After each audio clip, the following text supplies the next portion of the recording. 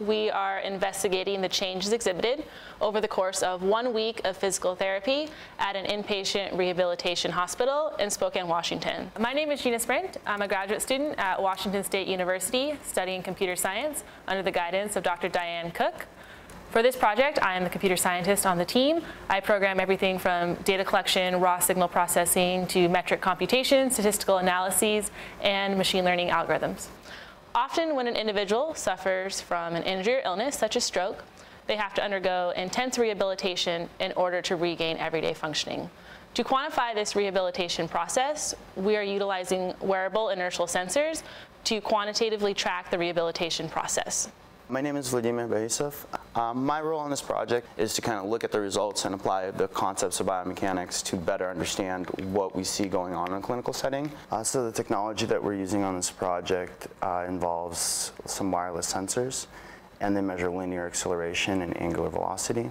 So with these sensors, we measure the movements of rehabilitation patients as they go through their therapy. So we start off with putting 3 sensors on the body, 1 in the lower back near the center of mass, and then we put 1 on each shank in line with the tibias, and that way we can capture their motion on a sequence of events in the community here at St. Luke's. And as they walk this course that's designed, we capture their movement abilities, and then we look at it again about a week later. So we start off in like a simulated hotel lobby. Again, so 3, 2, 1, begin. They get up and walk in a straight line, going through a surface transition on a shag rug.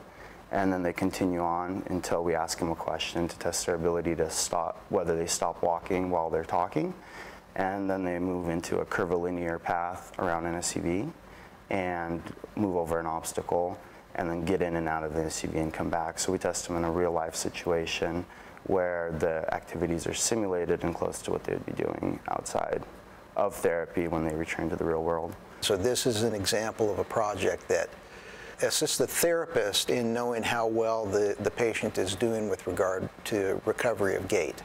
And so this is an important project for us because we know that it has the potential for bringing great benefit to the patient. My name is Doug Weeks, and I'm the Director of Research here at St. Luke's. My role on the project has been really to support the efforts of the graduate students from WSU in getting this project conducted. This setting that we're in right now and the setting that the project is conducted in is called St. Luke's Community, composed of a banking module, a hotel lobby module, an office module, and then a drugstore or a shopping area. And the patients can come in and experience real-world activities in those areas so that they gain practice with what types of skills they might be using once they get back into the community. We also have an outdoor component in St. Luke's Community that I'm actually sitting in right now that allows the patients to gain experience with transfers in and out of different types of vehicles.